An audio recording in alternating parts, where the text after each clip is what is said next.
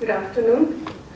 Hope everybody had good lunch and everybody is now fully awake for this session on Indian art and culture.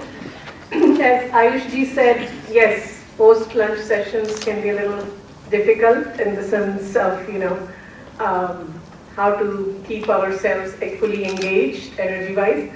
And that's why I think Chhaladi had the foresight to remind me a few times when we were discussing the topic, please bring some pictures, please bring some slides so that there will be something to engage us in a sort of like a multi-sensory experience, especially when we are talking about Indian artistic and aesthetic traditions.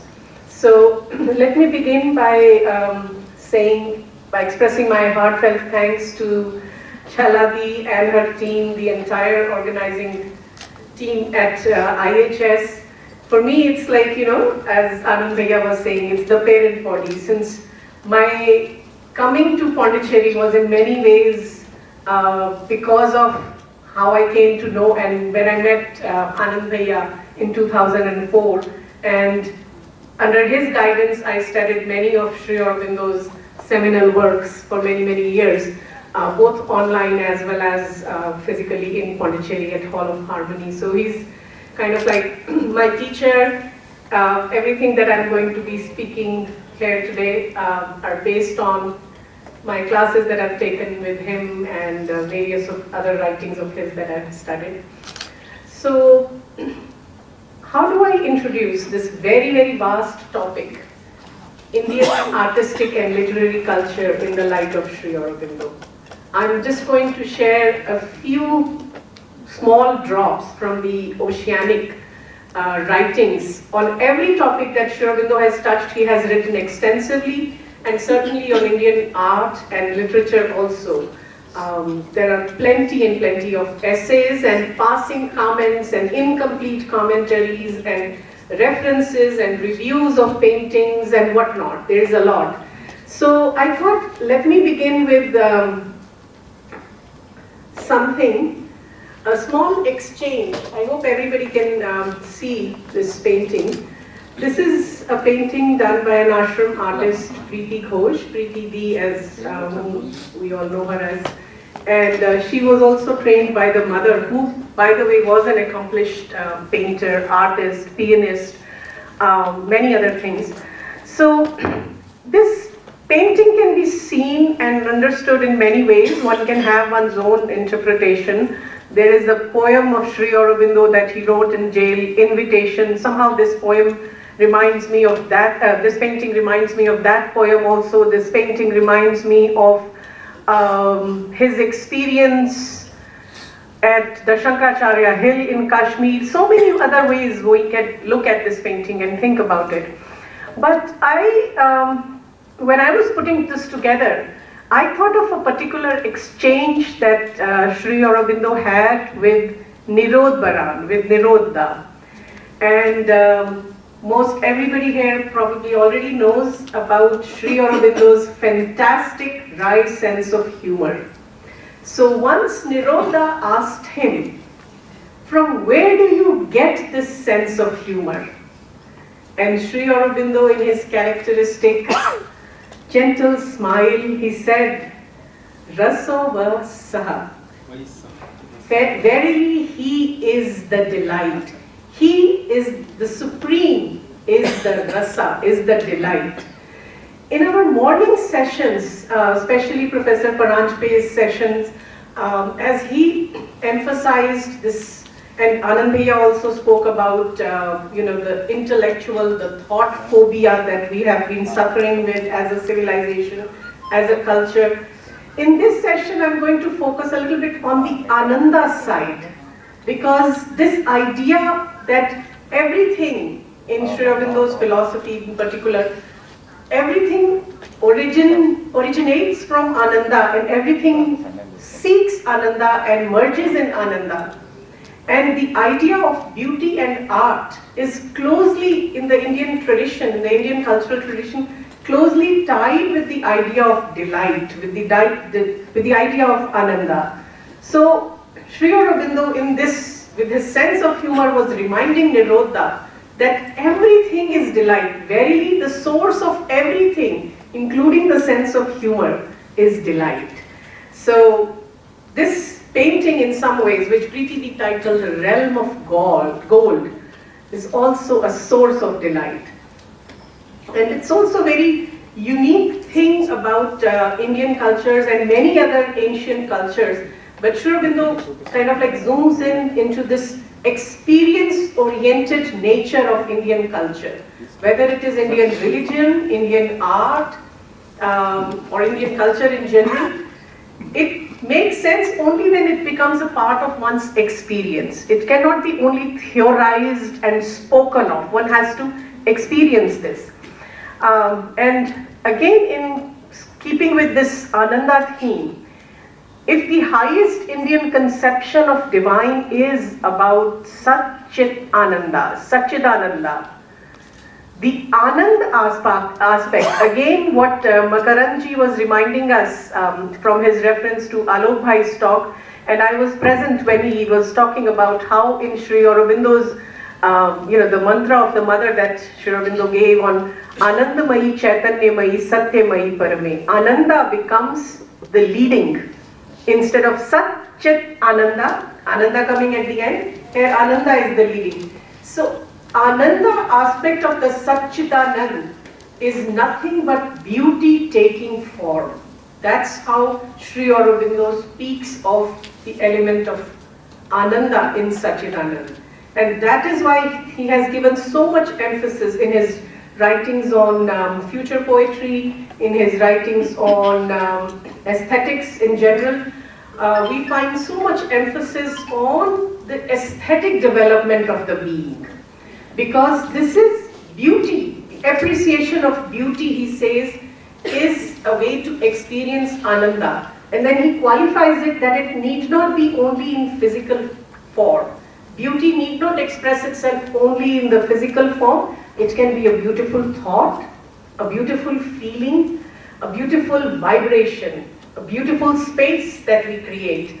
And again, reminding us of the core of Indian cultural tradition, that the entire manifestation, entire creation, entire existence is nothing but a dance of Shiva and Shakti. And we have stories in our scriptures about Shiva and Shakti, the Tandava and the Lasya coming together and creating this manifestation or expressing this manifestation. So I've kind of like chosen variety of art forms to kind of just give you that overall experience of the richness of the Indian artistic tradition that we all are part of. This particular painting is by a Chennai-based contemporary artist, painter named Keshav Venkataraghavan. And if you have not looked up his work, I urge you to look it up on Google. He paints a new Krishna every day. So if you just type in Google Krishna for today, you'll find his amazing body of work. And they are titled under different series, Dialogue with Arjuna, New Forever. There are different series of that. This is his representation of Sri Krishna giving Arjun that Divya Chakshu, so that Arjun can see that Divya Roop, that Vishwa Roop that Sri Krishna was about to see. Again, bringing back to how important this element of beauty and art appreciation, artistic appreciation is in the overall vision of Sri Aurobindo for the future of India, future of Indian culture and civilization, as well as the future evolutionary march of humanity. I have just culled together a few lines from a couple of his poems. One which gives you the highest understanding of beauty. So what is beauty? Beauty can be anything. Beauty can be a material object that can be beautiful, or as I said, beautiful thought, beautiful shape. But Sri Aurobindo says, if Satchidanand, if it's the Ananda aspect of Satchidanand that expresses itself in the beauty, in Savitri, he says this in a different sort of way, where he reminds us that beauty is his footprint showing us where he has passed. Anywhere you come across something that feels beautiful, think of it as the divine footprint that he has passed. It's this significance that he gives to developing a sense of beauty, developing a sense of appreciation of beauty.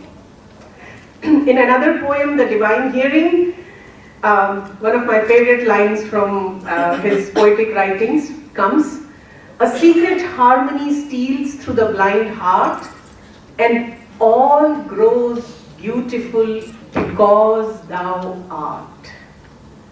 Because divine is, everything is beautiful. Even that which in a mundane sort of understanding seems crude or ugly, there is a hidden element of beauty in it because there is divine in it. We may not have the vision to see it, that is the limitation of our vision, and that is why we constantly need those divya chakshus, even in smaller doses, to be able to see that beauty hidden behind everything. And all grows beautiful because thou art. So when Chaladi and I were talking about that, bring in some of the literary culture as well, but within 1 hour, how much really we can cover. So I thought, yeah, I can speak a little bit about Ramayana and Mahabharata and how Sri Aurobindo has spoken of that. But then I thought, why not his own poetry? That is also part of our literary culture. And wherever there are references made to that, I bring in here. So again, the point I want to emphasize is this idea of oneness, of beauty, delight, and harmony is very essential to the Indian understanding of art and aesthetics. And this is why Sri Aurobindo and the mother both emphasize so much on beauty and harmony, because there is a direct link of that to one's own inner journey.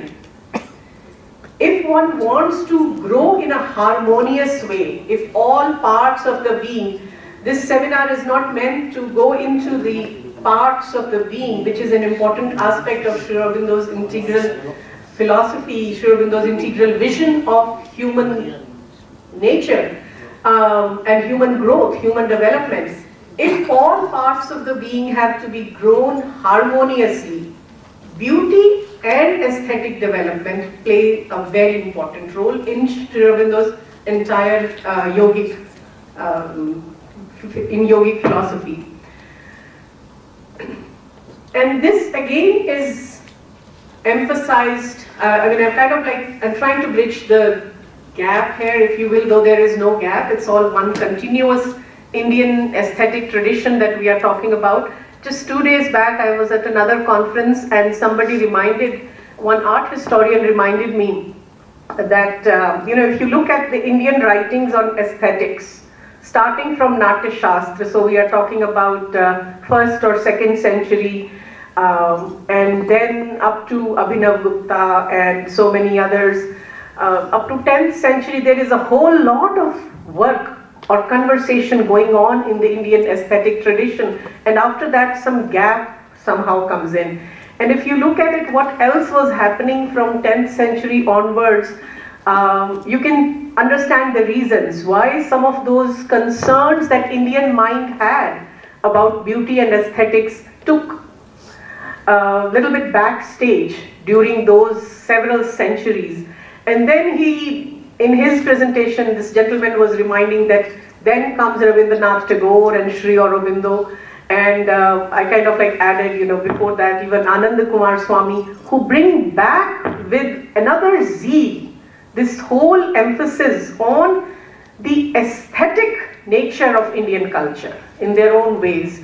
So it's very interesting that this continuous tradition, which seems to have been broken, Sri Aurobindo brings our attention back to it, that to get a complete picture of Indian culture, we cannot forget what Ayush ji so beautifully said, the Bharati aspect of the Bhavani Bharati.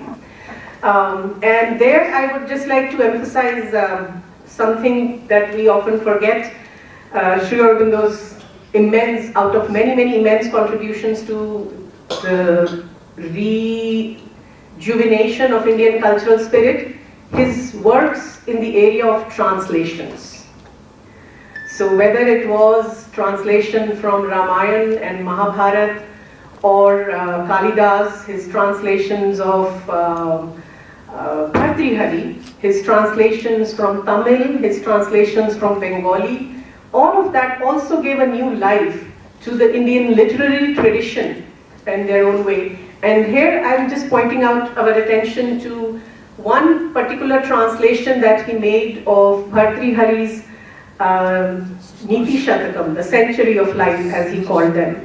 And the one particular that I'm picking out is, which reminds us how much significance our ancestors gave to the idea of aesthetic development and artistic appreciation. The particular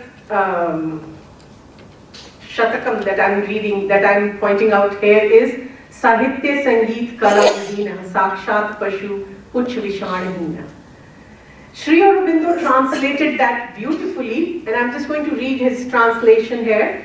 He said, "Some minds there are to art and beauty dead, music and poetry on whose dull ear fall barren. Horns grace not their brutish head, tails too they lack, yet is their beasthood clear." This is what Indian tradition was, that if you do not have an appreciation for art, literature, poetry, music and dance are kind of like, as if your ears are barren, you are as good as beasthood. Tails you may not have, horns you may not have, and that's what Sri Aurobindo says this in his humor. And of course there is Bhartrihari's humor as well, topped off by Sri Aurobindo's humor, that heaven ordained not upon grass their feasts. Good fortune is this for other beasts. Thank the heavens, thank the lords that these beast-like men and women don't eat grass, otherwise no grass would have been left for actual beasts. So this is how much emphasis was given to aesthetic development, to the development of an artistic appreciation. And Sri Aurobindo says this in his very significant essays on the national value of art. I mean, the title itself is very telling. He says, art is not only for individual enjoyment or individual ananda, but there is a national value of art. There is a reason. He was very clear about the work that he was doing in the whole area of Indian culture, that a new nation is to be born. And art has to play an important role in that new national consciousness that is to be born. So in that essay, he speaks of that the point is not that everyone should become an artist, a painter, a musician, or a dancer. The point is that everyone should have sufficient appreciation of all that is beautiful, all that is harmonious. And then at one place, there are four parts to this essay, and in one place he also speaks of that because we cannot bring art galleries to every home, the least one can do is create beautiful, harmonious, living surroundings, so that constantly a nation, he says, a nation which is habituated to seeing that what is beautiful, what is harmonious every day, will not be attracted to what is crude and vulgar and ugly in character. So he was very conscious of the role of art as a character builder for people. So these are certain things that we must remember this. I mean, I don't know from where I found this particular painting, but it just speaks a lot to me in terms of that the continuity, that art is not something that has to be done only for museums, for art galleries, but art with a direct connection to life. This was part of the Indian tradition. Indian integral vision of art always looked at art as deeply connected with life, which by the way Mother also emphasizes at many places, that it's only a recent phenomenon that art has been cut off from life. Just like religion and spirituality are not supposed to be cut off life, the integral vision of life was always emphasized in the Indian tradition, and our texts, whether it is Natya Shastra or several other texts on Indian aesthetics, speak of that. In fact, in Vishnu Dharmottara, there is a story that goes something like when a king who is interested in learning how to make sculptures, how to make sculpture of his Ishtdeva, is his chosen deity, he goes to a rishi who was an art educator also, teach me how to draw sculptures. And the rishi tells him that first, if you want to know how to make sculptures, you must know the art of painting. And the king says, sure, teach me the art of painting so that I can then make sculptures. And the rishi says, if you must learn how to paint, you should have a sense of colors, or you should have a sense of music or dance. I mean, the story goes to point out the fact that to learn one art form, you must know another one. If you want to learn how to draw, you must know how to paint. You must know how to sing. Or if you must know how to sing, you must know how to have an appreciation for poetry or literature. So art forms, the integral nature, the interconnection between arts was very much emphasized in our tradition. Just a few more pictures to show you the ancient continuing tradition of art, whether it was from the rock art of Bhimbetka and many other places, or the Pashupati seal, where you see the, sort of like a precursor to certain yogic poses. The expression of inner experiences through art has been there from long time. And one of the works which had influenced Sri Aurobindo's writings on Indian art, E.B. Hevel's work on the ideals of Indian art, he has also spoken of the sacred roots of Indian art from the Vedic age. So it does not matter that at the time of the Vedas there were not outer temples. So the temple architecture might have come late in the evolution of Indian aesthetic tradition, but the very fact that rishis were expressing very sublime experiences through poetry and were erecting very elaborate yajna vedis with all kinds of emphasis and attention paid to not just the engineering but the aesthetics of the space. It shows that aesthetic sense, that artistic thing was very much alive right from that time onwards. And this is what E.B. Hevel's quote is, which Sri Aurobindo refers to in different contexts, in different ways. And I'm quoting exactly from E.B. Hevel's 1912 work, where he says, the rishis who expressed their spiritual realizations and experiences through the Vedic hymns and spoke of the spirit behind nature in beautiful imagery were great artists who gave to India monuments more durable than bronze. So this is the cultural tradition of art and aesthetics that we come from. I'm not going to go into some of these things too much, but I just want to emphasize a couple of different things about painting. So Sri Aurobindo's essays on Indian art in his volume, The Renaissance in India and Other Essays on Indian Culture, there are 4 essays. One is a general one focuses specifically on temple architecture, one focuses specifically on sculpture, and one on painting. And at one point somebody had asked him, this is there in the evening talks, that Guru, I think it was probably Nirodha, he used to call him as Guru. You did not say anything about Indian music and dance. And Sri Aurobindo, again with his sense of humor, said, what, tomorrow you would ask me why did I not say anything about trigonometry or something like that? And he said that my best essays in that series on Indian art were on temple architecture and sculpture, because he said architecture came more naturally to me. And by the time I came to write the essay on Indian painting, I was tired. And if you read Tales of Prison Life, there he makes a reference that he said, I had no eye for painting, the colors. But one day in the prison, some vision opened in him and he could see the deeper meaning of the colors. But if you read this essay on Indian painting, you will not feel that it's a tired mind who is writing it. And I am particularly drawn, I'm very fond of Indian sculptural tradition, of course temple architecture as well, but somehow painting, I connect more with it. So most of the examples that you will see of the images that I've selected, giving you a variety of Indian paintings. So the first one, Padmapani, is from Ajanta, and Sri Aurobindo devoted a lot of time describing the turning point in Indian painting that was made because of the Ajanta painting styles. The other one is a particular mural style from Kerala, and the bottom one is the Pahari Kangra style. This is one of my favorite depictions of Navadurga.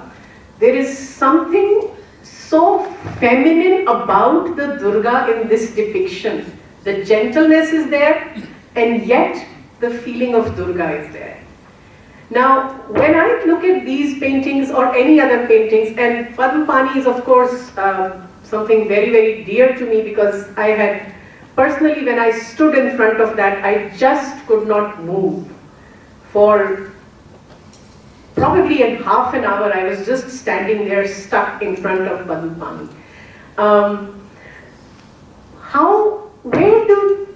From where did the artists who painted this, and we don't know the names of artists of any of these three works.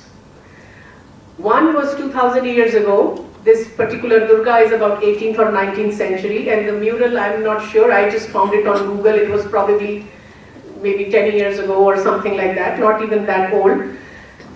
This idea, again, we have to look at how our aestheticians, our ancestors spoke about art, and how in their vision, art was not removed from the deeper spiritual purpose of life. So we have at least a couple of stories that I have been able to find which speak of the divine origin of painting. So there is one particular story that speaks of how one rishi who was deeply engaged in his ascetic practices, and the heavenly apsaras who were trying to distract him. You know, we have many of these stories. Indra always used to get jealous and he used to send apsaras to disturb the ascetic practices of any rishi who was trying to attain the Indralok. So this sage was also being disturbed by beautiful apsaras, and in a certain moment of, I don't know, maybe a little bit of rajasic anger or whatever, he just takes up the juice of a nearby tree, bark, he extracts color from the leaves, and he draws a beautiful apsara on the ground. And she is so alive, so beautiful, that the actual apsaras feel ashamed and they go away. Because the painting that he had, the drawing that he had made of apsara became so full of life that the actual apsaras were, kya hatayenge Guruji ko hum. So this connection of divine origin of painting is reflected through that story. And then there is another story in Chitra Lakshana which speaks of that how in a certain kingdom, the entire kingdom, the entire praja and the raja, they are so distraught because of the pain, because the head priest in that kingdom had recently lost his son and he couldn't take care of any of his responsibilities. And the king is told that if you were to draw a picture of his son, his pain would go away and he'll be okay to take care of things. And again, the idea that once the picture of that young boy who had died was drawn, that it became so alive that the entire kingdom, including the father of the son who had been killed, they came back to life. So connection of life to painting was emphasized beautifully through these couple of stories. There are many other references like that. I mentioned about the dance, about music also. There are, it's coming from Shiva's Damaru directly itself, not just the Sanskrit language, but the entire Naad itself. So, Indian art, Sri Aurobindo emphasizes at its greatest. This particular sculpture is from Tamil Nadu, the Ravateshwara temple at Darasuram. This is one of the most unique Ardhnarishwar that you will see. 8-armed Ardhnarishwar. Very rare. Most of the Ardhnarishwar depictions that you see come from that. This is also a Chola temple, but this is very unique Chola representation of Ardhnarishwar. So Sri Aurobindo reminds us that the ancient Indian art at its greatest was very conscious of its highest purpose, which was to disclose something of the self, the infinite, and the divine. This is Sri Aurobindo quintessential. He uses 3 different words.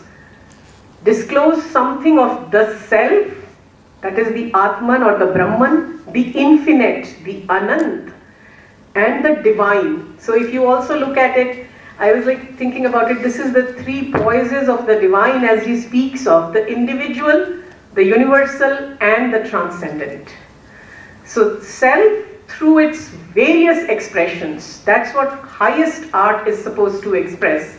The highest art also is supposed to express the infinite through its many, many living finite symbols. And the highest art is also supposed to express the divine through its many powers, any power. Now, this at its greatest, Sri Aurobindo uses his words very carefully. He says, at its greatest. And then he qualifies, it does not mean that all ancient Indian art was great. He said there were many other so-called mediocre works or works of art, because art in India was not cut off from life in the sense that it was only meant for temples or yagyashalas. Art was being used for many other purposes. So art had its own other utilitarian uses as well. For example, in the Natya Shastra, you find great references to the Alamkara, which amazingly to this day we see this. The Kolam tradition of Tamil Nadu or the Rangoli or throughout India. Alpana from Bengal, that was done on a day-to-day, everyday basis.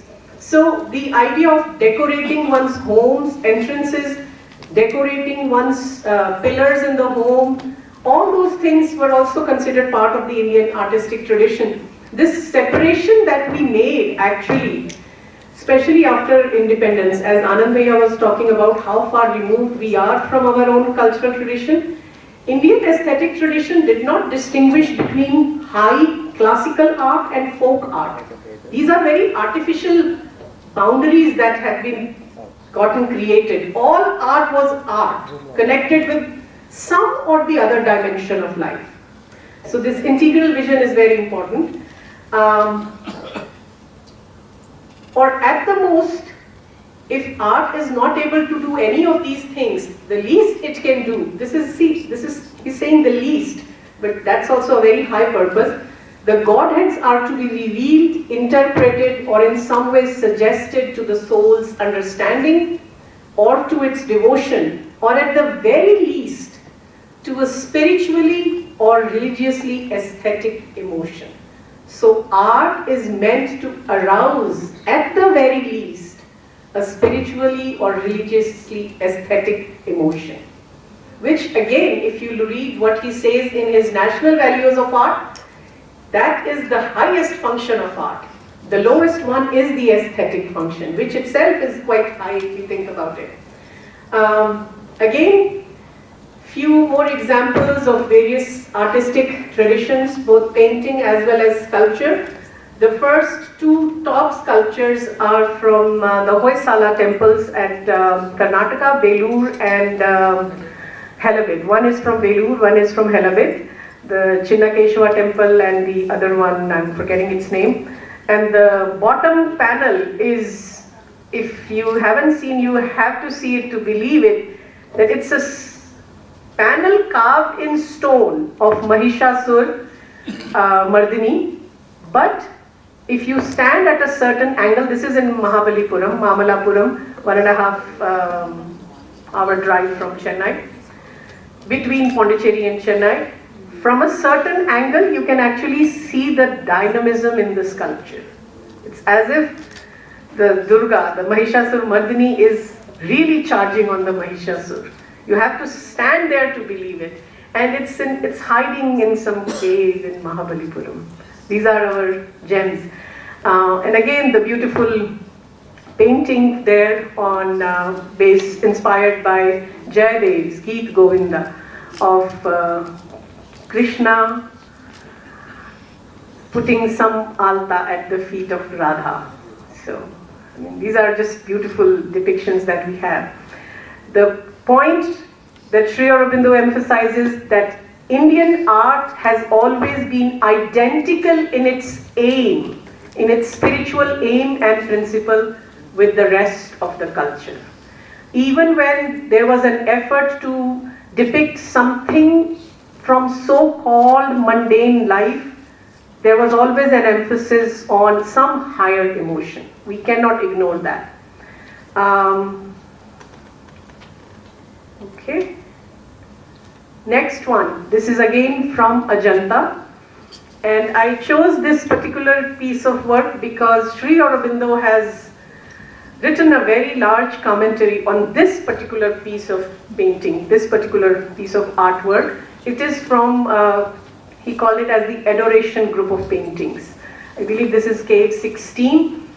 This is when Buddha, after attaining enlightenment, after Siddhartha has become Buddha, he goes back to meet his wife Yashodhara and their son Rahul, who are depicted as kind of like two tiny figures at the bottom.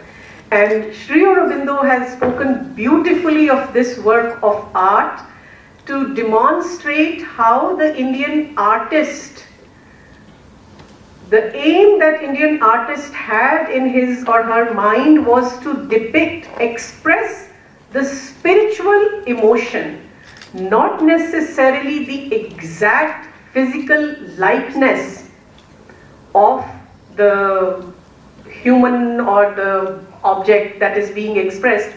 So Buddha is a very tall figure. Yashodhara and Rahul are very tiny figures, but the expression on their faces, the way they are looking up, and Sri Aurobindo describes that. I'm just speaking in a very ordinary language. You have to read it to feel the poetry of that. Because even Yashodhara and Rahul, the story goes that, when Rahul asks Yashodhara, who is he? And she tells him, he's your father. But to him, he is not just my father, he is the Father Supreme, the Divine Supreme. And that expression is caught so beautifully in the eyes of the little boy. And Sri Aurobindo describes this. It's an adoration of the divine. That's why he called it that this is from the Adoration group of paintings. And two other points that I will mention in connection to this, where Sri Aurobindo says what is unique about the Indian artistic tradition is that an Indian artist is not interested in reality for the sake of the reality. In today's day and age, where cinema has become a very important popular form of art, and at one point which Natya used to be an integrative art form, incorporating all art forms, whether it is music, dance, costume, hair, do, set design, every art form was included in Natak. Cinema is the alternative today from a technological point of view. And there is a particular emphasis, especially in modern cinema, on realism. I don't know how many of you people here watch Hindi movies, but I call it as the Anurag Kashyap school of Hindi cinema, which is like, realism for the sake of realism, gore realism for the sake of gore realism. Indian tradition was very clear that art is supposed to uplift and elevate from wherever we are in our mundane, emotional prison, mental prison, wherever, whatever is going on in our life. Art is supposed to bring us out of that and to inspire us to elevate. But realistic portrayal of art, especially realistic cinema, there's like people who say, "Ye kya? Bollywood mein aisa dikha dete hain, aisa dikha dete hain, this is all so unreal." But if I have to see reality, I might as well just look around, right? So I go to a cinema or I go to want to experience art so that it will take me away, to give me something of beauty to experience. So Sri Aurobindo used a very interesting expression. He said when an artist tries to express reality only for the sake of reality, he called it as tyranny of the eye. It becomes tyrannous, torturous, that what you see is what you get. That's very limited. So he said that's not the Indian way of the artist. That's not the Indian art at its highest is. As per the Indian artistic theory, that person is the true artist who has an inner vision to see things beyond the surface. So an artist also has to be a yogi in that sense. So that sukshma drishti, that deep vision, inner vision is important. The second thing he cautions about is that art is also not supposed to be only expressive of beauty for the sake of beauty.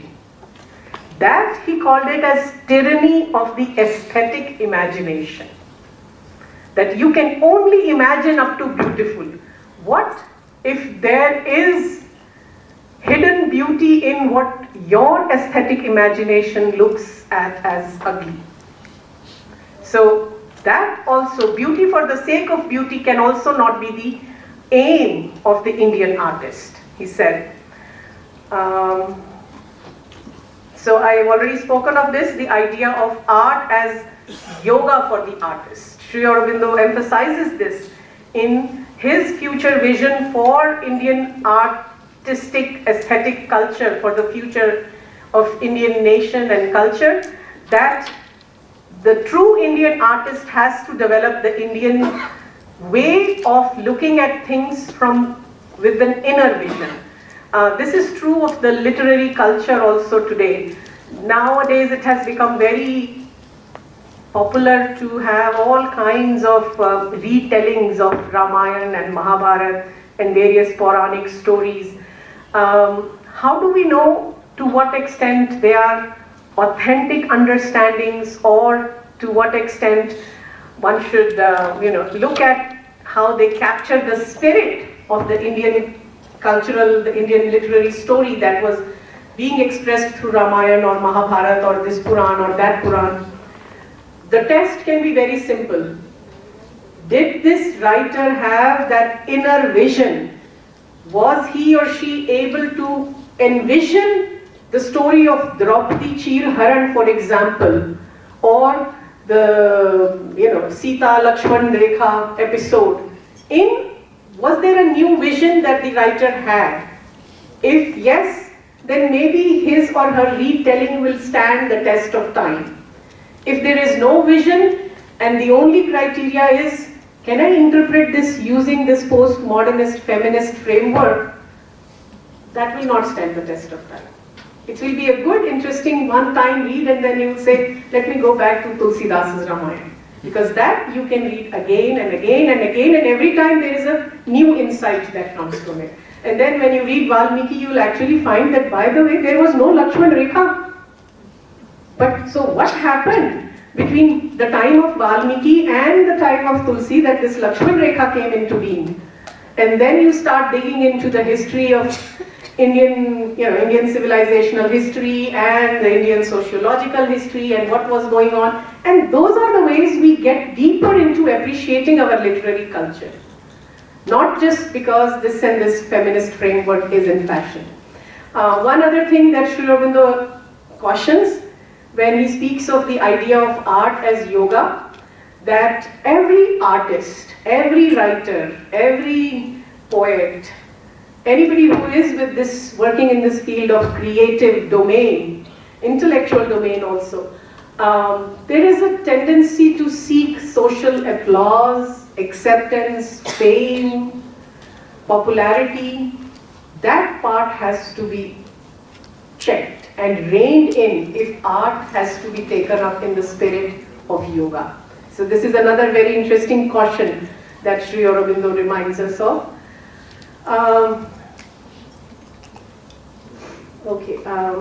Few more paintings here.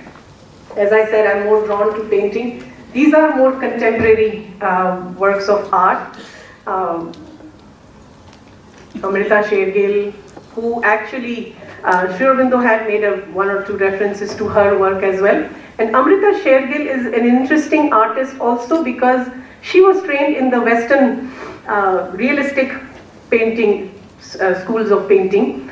And she comes to India and she spends time at Ajanta, and she is known to have made a reference that one look at the paintings of Ajanta and all my training of the German, French painting traditions kind of like, goes off, because nothing ever comes close to what she could gather just by looking at the works of Ajanta. And some of her works later on, the one particular here that is mentioned here, it's called the Bride of the, Toilet of the Bride. So a bride is being made ready by her friends. So this was very much inspired by the forms that she had seen in Ajanta, the fluidity of the forms. Jaimini Roy also, who was very much deeply influenced by the Bengal folk art traditions, but some of his early works also were very deeply inspired by Ajanta, this particular painting of mother and child. And S.H. Raza, I've used his example here, used this particular work here. He is from one of those what you call as the progressive school of artists, in which M.F. Hussain, Souza and several other artists were there. He was also trained in France, in Paris, in all the Impressionist, post-Impressionistic school of painting.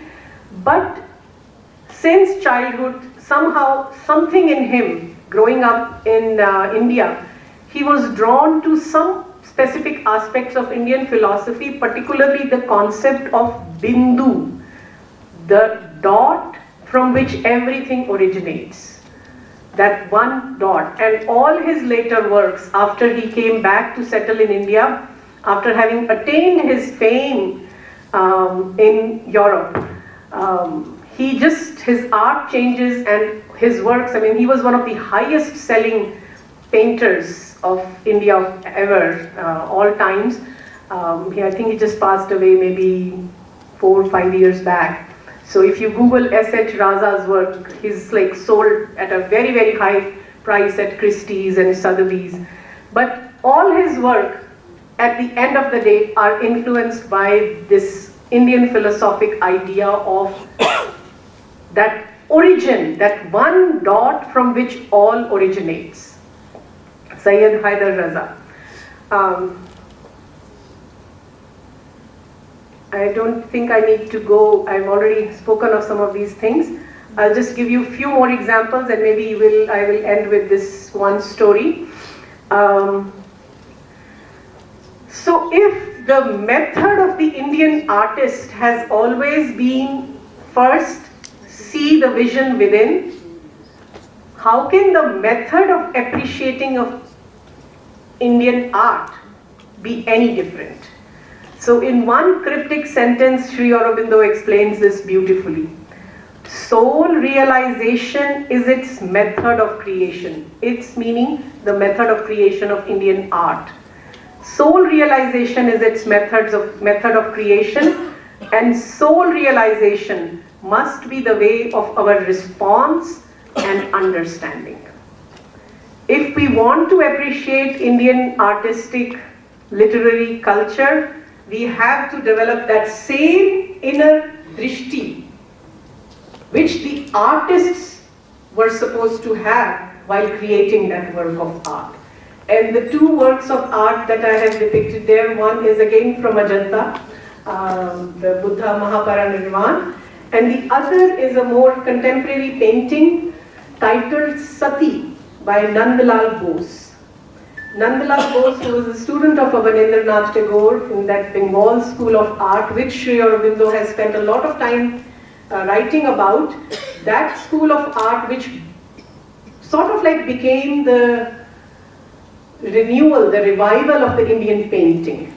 Under Indian painting, which had, after the time of Ajanta, it had peaked at the time of Ajanta, continued till maybe Rajput time, and then under very strong influences from the British European schools of painting, it had become very imitative. Anand Bhaiya was speaking of earlier about that we were, very good at copy-paste, imitating kind of culture. In painting also it had happened like that. So this company school of painting, or someone that most everybody in India has seen, some or the other work, the calendar art of Lakshmi and Saraswati, which is all inspired by one artist, Raja Ravi Verma, an imitative artist. Sri Aurobindo doesn't have kind words to speak of his school of painting, but because of his access to the money from the royal family of Travancore and the printing press, the lithograph, the calendar art became so popular, and every Hindu household has some or the other calendar of that Lakshmi or Saraswati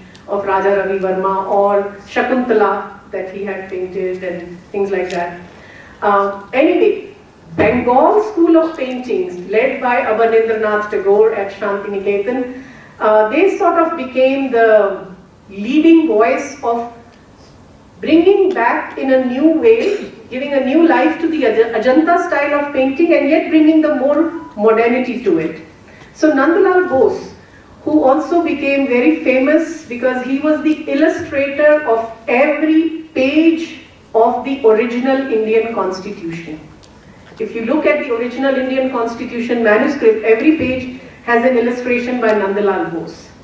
So this painting he had made, which was titled Sati, based on the story of Sati, who had self-immolated herself after she finds out that her father had not invited her husband Shiva to the Mahayagna that he was doing, in which all the other gods were invited. So there is a particular biography of Nandlal Bose in which this story is mentioned, that when Anand Kumar Swami, who is popular for his book, The Dance of Shiva, and I think there is a subtitle to that book also. When Anand Kumar Swami sees this work of art, he asks Nandlal Bose, "Do you know the story of Sati?" And I have the story, I have that particular reference from the biography here, sorry. So Nandlal Bose tells him, "Yes, I know the story that she had killed herself, throwing herself into the yagna fire of her father Daksh Prajapati because she was angry at him." And he says, "That's all I know. I don't know if there is any deeper meaning to this story." And Anand Kumar Swami explains to him the deeper meaning of the story, and I will conclude with that because otherwise I could go on and on. There is so much about Indian art. So this is what he says. Anand Kumar Swami tells, on hearing what Nandlal Bose had said, Kumar Swami spoke about Indian womanhood. He said, "No figure in the world's art could be more selfless, more wrapped in the unity of personal devotion, more terribly sweet and perfect than this young, serene Bengali girl." This is portrayal of a young, serene Bengali girl as Sati, "whom scorching flames wake not from her dream of him, the supreme, the divine, who is her Lord in death and life." So even the scorching flames could not wake her from this dream that she's having of her Lord in death and life. This is the perfect picture of womanhood, of personal devotion. Anand Kumar Swami is explaining the artist. And then he says, not idly it is said that to Indian women, the husband lover is her God. But this has a spiritual, not domestic sense. This is the crux of the matter. Not for any other reason it is said that for Indian women, the husband lover is her God, but this has a spiritual significance, not in the domestic sense, in which it is often misinterpreted. To all great lovers comes the knowledge that the one is Shakti and the other Mahadev. Love then is more than personal. So yes, Pati is Parmeshwar, but Patni is also Parmeshwari. This is what the Indian tradition speaks of. To all great lovers comes the knowledge that one is Shakti, the other is Mahadev. This, according to this aesthetician, Indian aesthetician of the modern times, Anand Kumar Swami, is what the story of Sati represents as depicted in this painting. This idea that one is Shakti, one is Ishvara, one is Parmeshwar, one is Parmeshwari, only when the two come together, the perfect love is born, perfect existence is born. This is how we can and we must understand Indian artistic and literary culture when looked at it from the integral vision of Indian culture that Sri Aurobindo has given us. So with that, I'm going to stop here. As I said, there are many more examples that I can give of Indian art, whether it is from sculpture, architecture, painting, but post-lunch, I think this much exposure is enough. So, thank you for your attention.